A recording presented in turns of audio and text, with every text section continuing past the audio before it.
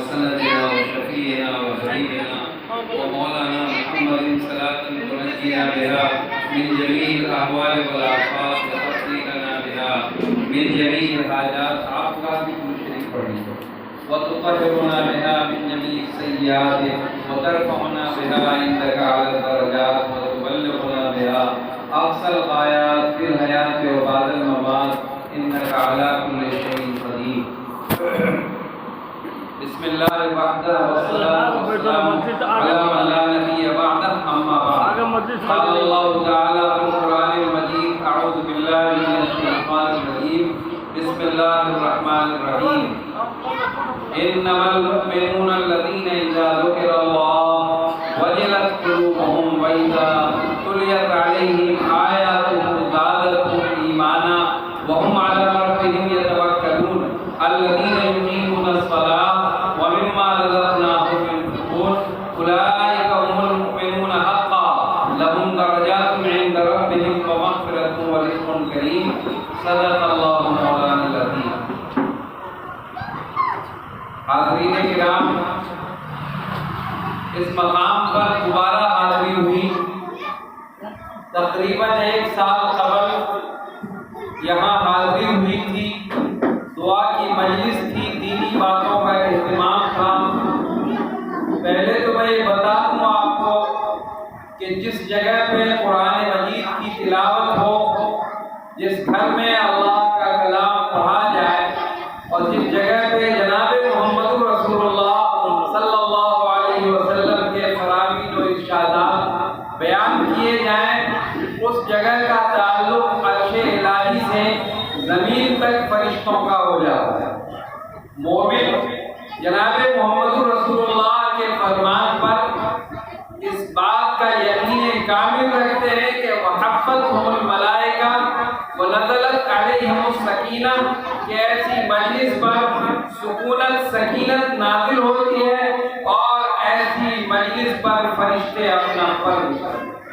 اور آگے بات یہ ہے کہ اللہ کے ذکر اور جناب محمد رسول اللہ صلی اللہ علیہ وسلم کے تذکرے کے بعد بندہ جب اللہ کے حضور اپنی درخواست پیش کرتا ہے تو اللہ کی طرف سے شرط قبولیت سے اس درخواست کو نواز دیا جاتا ہے. آج خانہ مجلس نے ذکر خدا اور ذکر رسول کے بعد نیت کی ہے خیر و برکت کی، خصوصی دعا کی. تو آئیے اس تذکرے کے اخیر میں ہم لوگ انشاءاللہ دعا کا اہتمام کریں. اور دعا جناب محمد رسول اللہ صلی اللہ علیہ وسلم نے فرمایا: الدعاء رد القضاء، دعا تقدیر بدلا کرتی ہے. الدعاء مخ العبادہ، دعا عبادتوں کا خلاصہ ہے. میں ایسے موقع پر آپ کو ایک واقعہ سنا دوں، اس واقعے کی روشنی میں آپ سمجھ پائیں گے کہ دعا کی حقیقت کیا ہے. حضرت موسیٰ کلیم اللہ علیہ الصلوۃ والتسلیم اللہ سے گفتگو کرنے کوہ طور پر تشریف لے جاتے. ایک عورت کا گھر راستے میں پڑتا تھا. عورت لاولد تھی، اولاد نہیں تھی اس کو. عورت حضرت موسیٰ کلیم اللہ کو سلام کر کے ہمیشہ یہ کہتی کہ اے موسیٰ، آپ کلیم اللہ ہیں، آپ اللہ سے بات کرتے ہیں، آپ اللہ کے دوست ہیں. میری ایک درخواست اللہ کے حضور پیش کر دیجئے کہ اللہ مجھے اولاد دے. بات غور سے سنیے گا، دعا کی مجلس ہے، ذکر کی مجلس. حضرت موسیٰ کلیم اللہ نے بات کی تو اوپر اللہ سے. اللہ تعالیٰ نے فرمایا: اے موسیٰ، اس عورت کی تقدیر میں کوئی اولاد نہیں. حضرت موسیٰ نے آ کے ادھر سنا دیا، اللہ نے فرمایا تھا اس عورت کی تقدیر میں کوئی اولاد نہیں. تو اس کے بعد حضرت موسیٰ کی بات سن لی انہوں نے، اور سن لینے کے بعد حضرت موسیٰ کے کوئی اطمینان ہو گئی کہ اب تو میرے مقدر میں کوئی اولاد ہی نہیں. ایک اللہ کا برگزیدہ بندہ، آئیے تشریف لائیے. ایک اللہ کا برگزیدہ بندہ گزر ہو رہا تھا، اس کا اللہ والا تھا، وہ اللہ کی طرف اس کا دھیان توجہ اور سمجھیے کہ دل لو لگا رہتا تھا. اس سے اس عورت نے چلتے ہوئے کوئی محبت کا اظہار کر کے اس نے کہا: بھائی جتنی روٹی کھلاؤ گے اتنے ہی اللہ اولاد عطا فرمائے. مجذوب تھے اللہ کی یاد میں، غرق رہتے تھے۔ اس کے سلسلے میں سعدی علیہ الرحمٰن نے اللہ والوں کی بات بتائی، نہ پوچھ ان خرقہ پوشوں کی، ارادت ہو تو دیکھ ان کو، یدے بیضا لیے پھرتے ہیں اپنے آستینوں میں، یدے بیضا لیے پھرتے ہیں اپنی آستینوں میں۔ اللہ والوں کی بات ہی کچھ اور ہوتا ہے۔ ہم جیسا اللہ والا نہیں، جو شکل تو اللہ والا ہے لیکن اصلی اللہ والا تو اصلی اللہ والا ہے۔ تو بھائی آج کل تو تحت الرجال ہے، جو اللہ والا نہیں ہے، شکل صورت ہے، اسی پر اللہ والا کا حکم لگا دیا جاتا ہے۔ تو بزرگوں بات نکلے گی تو دور تلک چلی جائے گی، جیسی شکل اپنائی اللہ تعالیٰ ویسا اندر ڈالتا ہے۔ حضرت موسیٰ علیہ السلام کا مقابلہ جادوگر سے ہوا۔ ان کے زمانے میں بادشاہ نے جادوگروں کو بلایا، کہا کہ یہ موسیٰ ہے، اس کی ہاتھ کی لاٹھی جب چھوڑ دیتا ہے یہ تو سانپ بن جاتی ہے، ایسا کرو اس سے مقابلہ کرو۔ تمام جادوگر جمع ہو گئے۔ حضرت موسیٰ علیہ السلام آرام فرما ہوئے تو لاٹھی سانپ بن کر گھومنے لگی، اور ان جادوگروں نے بھی اس زمانے میں سانپ کا جادو تھا، رسی رکھے ہوئے تھے جادوگر، انہوں نے پھینکا، سب کی رسی سانپ ہو گئی۔ اب حضرت موسیٰ علیہ السلام کی لاٹھی اللہ کی طرف سے، وہ لاٹھی انبیاء کرام کی لاٹھی، وہ لاٹھی سارے رسی والے سانپ کو اس نے نگل لیا۔ قرآن عزیز میں تفسیر میں لکھا ہے، حضرت موسیٰ علیہ السلام سے اللہ نے گفتگو کی طور پر کہا ہے، موسیٰ تیرے ہاتھ میں کیا ہے؟ ماں فی یدک یا موسیٰ قال ہی عصایا، یہ تو میری لاٹھی ہے، اتوکل علیہا، اس پہ میں ٹیک لگاتا ہوں، واحش بہا علی غنمی، اور اس سے میں پتے جھاڑ کر بکریوں کو کھلاتا ہوں، ولی فیہا معارب اخری، اور بھی دوسرے کام اس سے ہیں۔ اللہ تعالیٰ نے فرمایا موسیٰ تیری لاٹھی کا معجزہ تجھے دے رہا ہوں، جا یہی لاٹھی تمہارے لیے معجزہ ہے۔ چنانچہ جادوگروں کے مقابلے میں حضرت موسیٰ علیہ السلام کی لاٹھی سانپ بن کر تمام جادوگروں کے جادو والے سانپ کو کھا لیا۔ دوستو اب کیا ہوتا ہے، جادوگر وہ کرتا میں آئے، لمبا لمبا کرتا پہن کے جیسے ہم لوگ پہنتے ہیں، اپنی شکل موسیٰ علیہ السلام جیسی بنا لی۔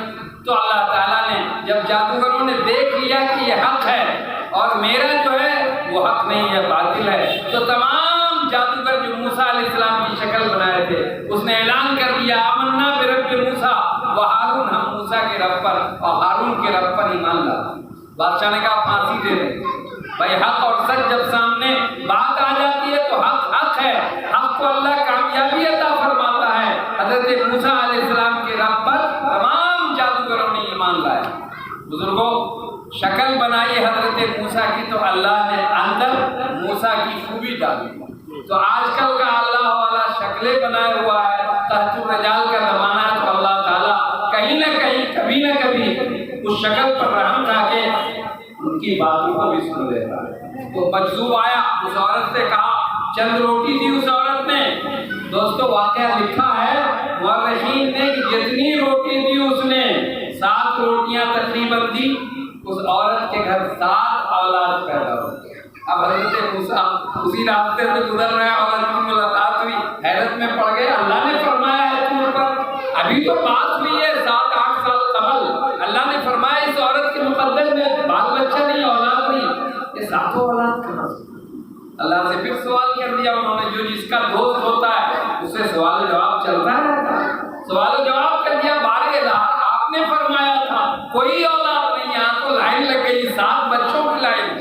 سبحان اللہ، یہ راز سمجھ میں نہیں آتا۔ فرمائیے اللہ نے کہا موسیٰ رہنے دو۔ اللہ فرماتے ہیں موسیٰ رہنے دو، مجھے انسانی جسم کا گوشت چاہیے۔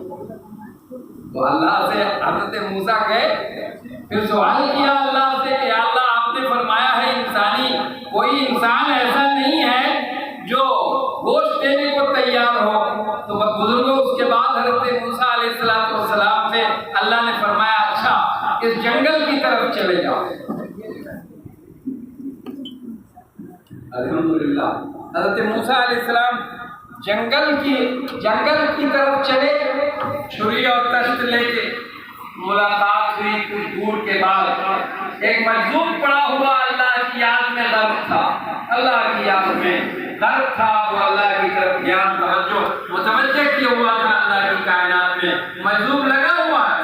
حضرت موسیٰ علیہ السلام نے کہا بھائی اس جنگل میں کوئی ہے؟ اللہ گوشت چاہیے. اس مجذوب نے اللہ کا نام سنا. کس کا نام سنا؟ اللہ کا نام سنا. اب وہ بے چین ہو گیا, بے قرار ہو گیا. میرے رب نے انسانی گوشت مانگا ہے, آؤ موسیٰ آؤ ادھر آؤ. میرے رب نے انسانی گوشت مانگا ہے, میرے رب کو انسان کے گوشت کی ضرورت ہے. آؤ, میرے جسم کے ہر حصے سے. کہاں سے مانگا؟ انہوں نے کہا نہیں, بس انسانی گوشت مانگا. تو اب وہ مجذوب کہنے لگے کہ اے موسیٰ, میرے جسم کے ہر حصے سے گوشت کاٹ دیا. میرے رب کو نہ جانے کون سا گوشت مطلوب ہے. جسم کے انگلیوں کے پول سے بھی گوشت کاٹو, پیر کے انگلیوں سے بھی گوشت کاٹو, ران اور جان کا بھی گوشت کاٹو, چوتر کا بھی گوشت لے لو, ران اور پیٹھ کا بھی گوشت لے لو, پیٹ کا بھی گوشت لے لو, اور سر کے کسی حصے کا گوشت لے لو. جتنا جس میں اعضاء و جوارح میرے ہیں جسم میں, ہر ایک اعضاء و جوارح سے تھوڑا تھوڑا تشک میں گوشت کاٹ کے. اللہ, اب کیا ہوتا ہے میرے بھائی؟ اللہ والے کی بات بتا رہا. پہنچے حضرت موسیٰ علیہ السلام گوشت کاٹ کے طور پر پہنچے. پہنچے وقت جب میں پہنچے حضرت موسیٰ علیہ السلام کوہ طور پر تشت میں گوشت لے کے. اللہ کا حکم تھا. اللہ کا خلیل تو اللہ کا خلیل ہے, اور اللہ کا خلیل تو اللہ کا سچا دوست ہوتا ہے. اگر میں آپ کے سامنے ایک واقعہ بیان کروں, آپ یہاں طرف جائیں گے, اچھلنے لگیں گے مولانا نے کیا بیان کر دیا. آئیے حضرت ابراہیم خلیل اللہ اس بات کو یہاں رہنے دیتے ہیں, اور ایک واقعہ چھوٹا سا آپ کو سنا دیتے ہیں. حضرت ابراہیم خلیل اللہ پہاڑ کے دامن میں, دشت میں, پہاڑی کے بیچ بکریاں چرا رہے ہیں. بکریوں کو کیا سمجھا ہم نے آپ نے؟ بکریاں انبیاء کرام کی سنت ہے چرانا. بکریوں کی رفاقت, بکریوں کی ملاقات, بکریوں کی چرواہی انبیاء کرام کی سنت ہے, عظیم سنت ہے. آپ کے محبوب جناب محمد رسول اللہ, ہمارے محبوب اشرف الانبیاء, افضل الانبیاء جناب محمد رسول اللہ صلی اللہ علیہ وسلم کیا بکریاں نہیں چرا رہے تھے؟ اسی درمیان جبرائیل امین تشریف لائے اور آپ کے سینے اطہر کو چاک کیا, آپ کے قلب اطہر کو نکالا, اور اس قلب اطہر کو بھول کر پھر قلب اطہر. آج کا آپریشن سسٹم آپ کو اگر سمجھ میں نہیں آتا تو آپریشن سسٹم کو سمجھنے کے لیے جناب محمد رسول اللہ صلی اللہ علیہ وسلم کے بچپن کا یہ معجزہ کافی ہے کہ آپ ایمان لائیں. سبحان اللہ. محمد رسول اللہ کی آمد کے بعد آپریشن سسٹم اللہ تعالیٰ نے فرشتوں کے ذریعے دنیا کو بتایا. تاریخ نے اپنے دامن میں حفاظت کیا. حضرت ابراہیم خلیل اللہ بکریاں چلا رہے ہیں, ایک فرشتہ انسانی شکل میں پہاڑ کے دامن میں آ کر کہتا ہے اللہ اکبر. ہم اور آپ تو اللہ اکبر سنتے ہیں تو مٹیا دیتے ہیں, ٹھیک ہے نیند کا غلبہ ہے, فجر کا وقت ہے, 3:40 ہوا ہے, اچھا پھر اٹھتے تو نماز پڑھ لیں گے انشاءاللہ. بزرگوں, ابراہیم خلیل اللہ نے اللہ اکبر کی جو آواز سنی بے چین ہو گئے, تڑپ گئے. نظریں ان کی بے چین ہو گئی, تلاشنے لگی کہاں سے یہ پیاری آواز میرے رب کے نام کی آئی. اللہ اکبر کس نے کہہ دیا؟ نعت خواں ایک میرے بچپن کے زمانے میں ایک بوڑھے آدمی تھے, بڑی کشش کے ساتھ نعت شریف پڑھتے تھے. میری آواز تو اچھی نہیں ہے, یہ کس نے پکارا محمد محمد, بڑا لطف آیا سویرے سویرے.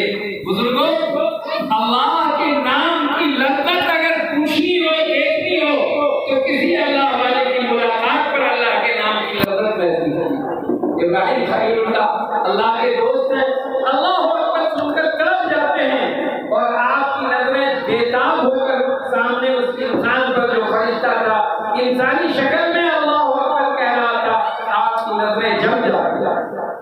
فرشتے کو قریب بلایا, ابھی آپ نے اللہ اکبر کہا, یہ میں نے کہا ایک بار اور اللہ اکبر کہہ دو. تو حضرت ابراہیم خلیل اللہ سے فرشتے نے کہا کیا دو گے؟ حضرت ابراہیم کو اتنا لذت آیا, اتنا مزہ آیا, اتنی شیرینی محسوس ہوئی, اتنا اچھا لگا کہ حضرت ابراہیم خلیل اللہ نے بے چین اور بےتاب ہو کے کہا میرے پاس یہ بکریوں کا ریور ہے, آدھا آدھا بانٹ دوں گا, ایک بار اللہ اکبر آدھی بکری. اللہ اکبر. فرشتے نے پھر دل سے اللہ اکبر کی چیخ ماری آواز, ابراہیم بے ہوش ہو کر گر گئے. کچھ دیر میں ہوش آیا, میرے رب کا اتنا پیارا نام کس نے لیا؟ کیا آپ نے لیلا مجنون ہی گانجا اور شیریں فرہاد کا واقعہ پڑھا؟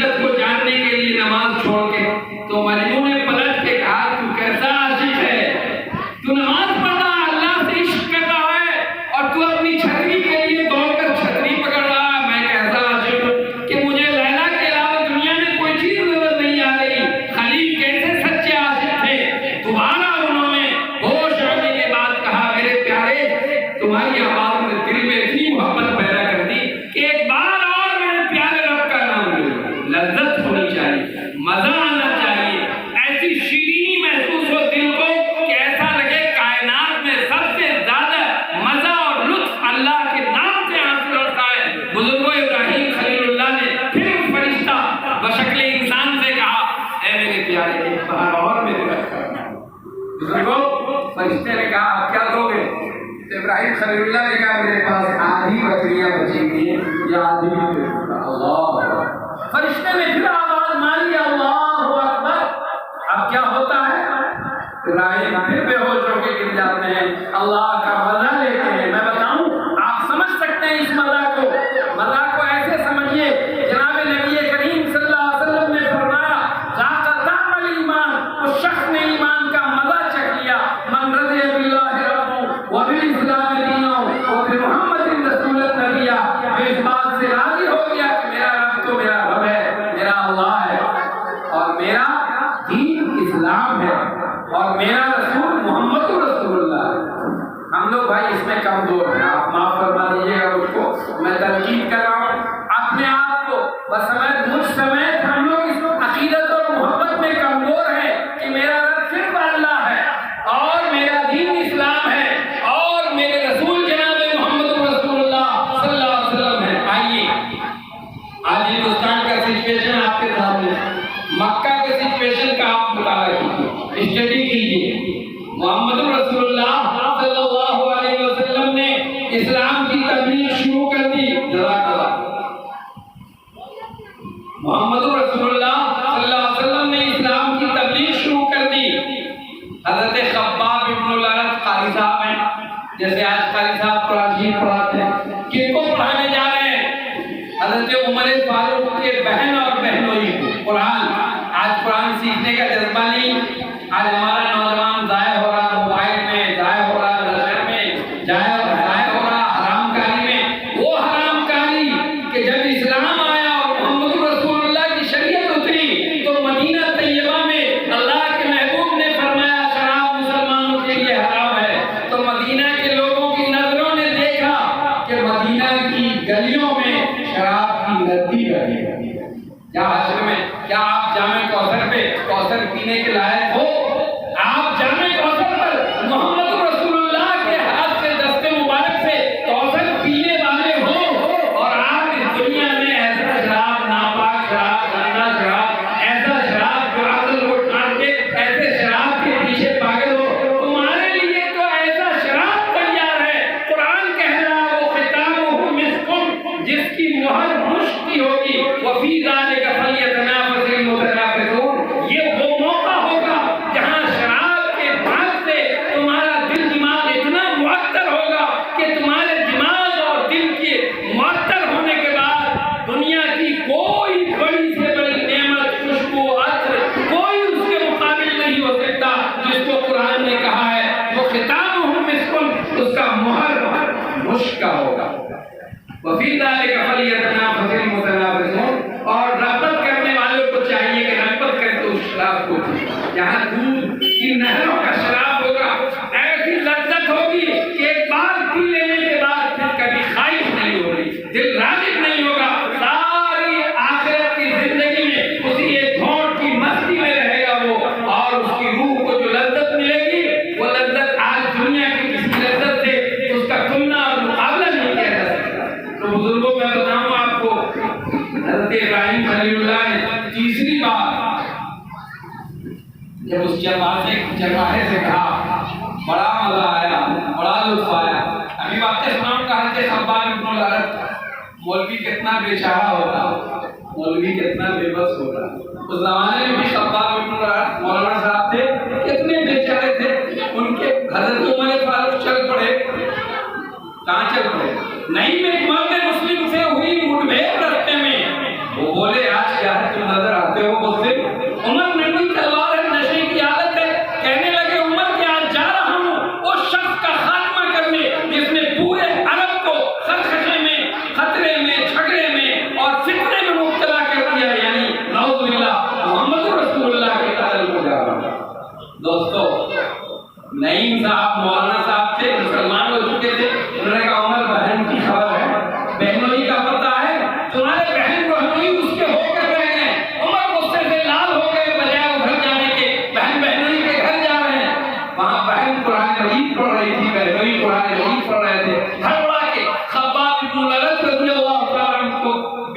میں لپیٹا، میں بھی بچھونا میں لپٹ چکا ہوں۔ میرا مدرسہ جہاں ہے زمین میں رشتی نہیں ہوئی تھی، اور میرے چچا لال بھائی نے دوسری شادی کر لی، تو دوسری بھابھی جو ہماری آئی پیسہ ویسا دے چکے تھے، اللہ اللہ کرتے تھے، رات دن تسبیح سنتے تھے زمین میں رشتی ہو جائے، جو اس پریشانی ہو اللہ ان کی پریشانی دور کرے۔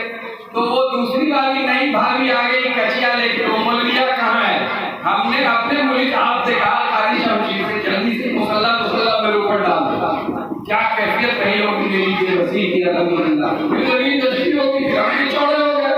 تو عرض کریں آپ کے سامنے خباب بن الارت بچھونا میں لپیٹ دیے گئے، اور عمر نے کہا دروازہ کھولو، دروازہ کھولا گیا، بہنوئی نکلے، کیا کر رہے تھے؟ کیا آواز آ رہی تھی؟ بہنوئی نے آئے بائیں شائیں کیا، تیز چپت ڈشم ڈشم دو چار فائٹ مار کے بے ہوش کر دیا۔ لو لوہان بات کی طرف پڑھے، مجھے ایک فلسفہ سمجھانا ہے آپ کو، یہ واقعہ بتا کے بڑا لمبا چوڑا ہے واقعہ ہے، تاریخ اسلام کا بڑا عظیم واقعہ ہے۔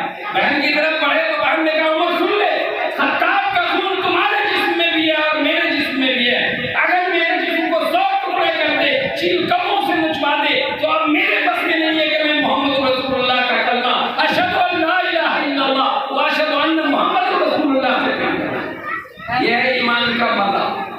عام تو ذرا سا سچویشن مردہ اسلام اگر کریٹ ہو جائے، اگر سچویشن ذرا گڑبڑ ہو تو کیا پوچھتی ہو ممی مذہب کو میرے سنی شیعہ کے ساتھ، شیعہ سنی کے ساتھ، اسلام گڑبڑ ڈاواڈول۔ تو بزرگوں آپ کو میں نے اسلام کی لذت کا مزہ کا آپ کو مثال دے کے سمجھایا ہے کہ چیل کموں سے نچوا دو، لیکن عمر جس خطاب کا خون تمہارے جسم میں اسی خطاب کا خون میرے لیے ہے، اور اب میرے لیے ممکن نہیں کہ محمد رسول اللہ نشہ اور مزہ کیسا ہے۔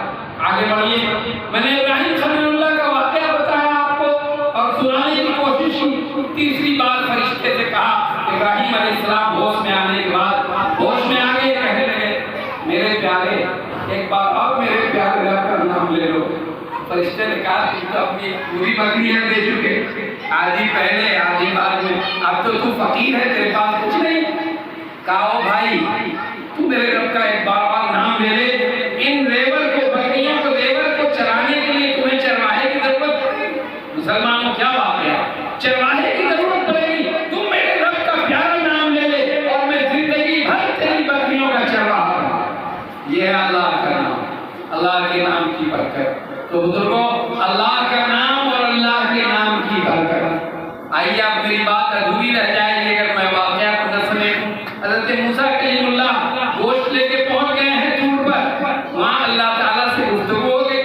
اللہ نے کہا موسیٰ تم نے فلانے دن مجھ سے سوال کیا تھا کہ میں نے تم کو جواب دیا اس کو مقدر میں اولاد نہیں ہے، لیکن 7 اولاد کی لائن لگی ہوئی ہے، اور تم نے مجھ سے سوال کیا تھا کہ یا اللہ آپ نے علیم و خبیر ذات آپ کی، آپ نے فرمایا آپ نے تقدیر لکھی، اب اس کو اولاد کی لائن لگی ہوئی ہے، اب دنیا والے کو میں کیا جواب دوں گا؟ موسیٰ نے اللہ سے پوچھا، اللہ نے کہا اللہ تبارک و تعالیٰ نے پوچھا، اسی کا جواب ہے انسانی گوشت۔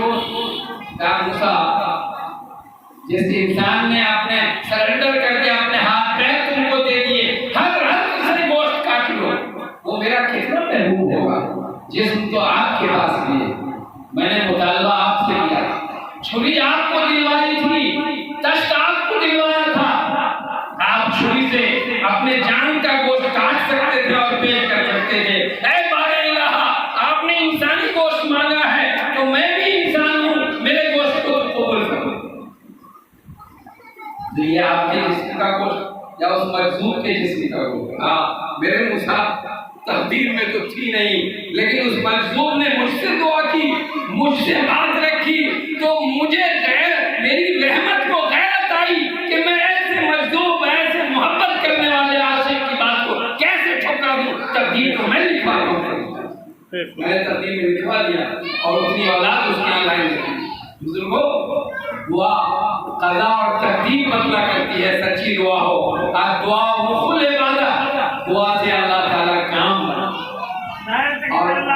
اور وہ دعا جو دعا رات کے اندھیرے میں تنہائی میں کی جائے، مومن کی وہ دعا خالی نہیں ہو سکتی، اور مومن کی وہ دعا رد نہیں ہو سکتی، مومن کی وہ دعا اللہ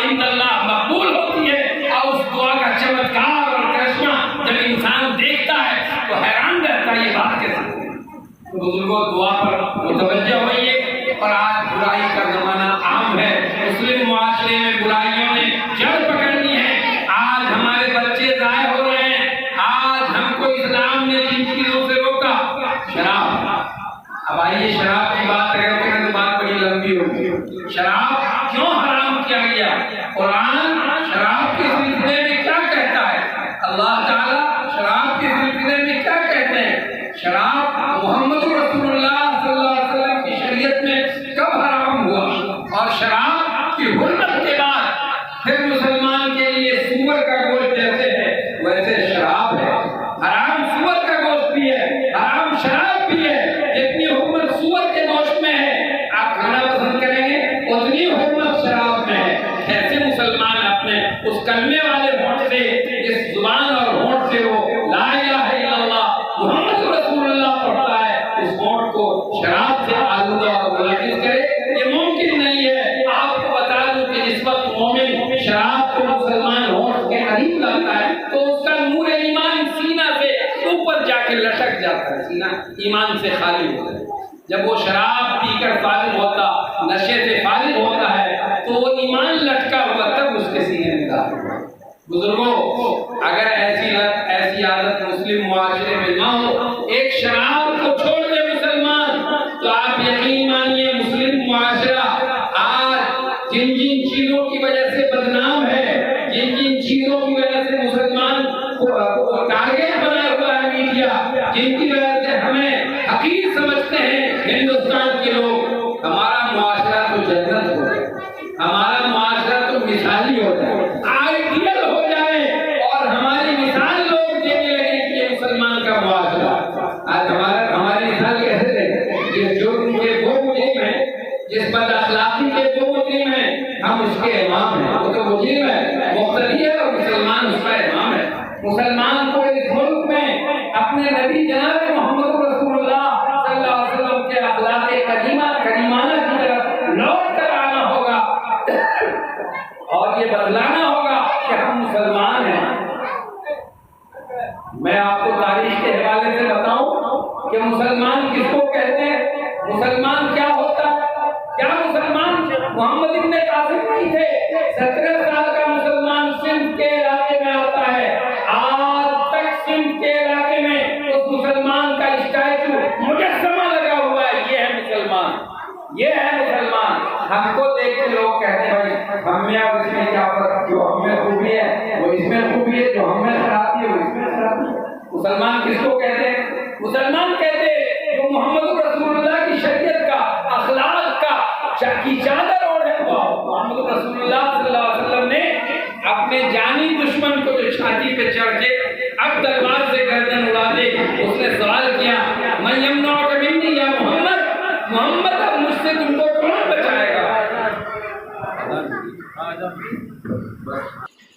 بسم اللہ الرحمن الرحیم. حاضرین کرام, مسلمان اس وقت تک کامیاب نہیں ہو سکتا.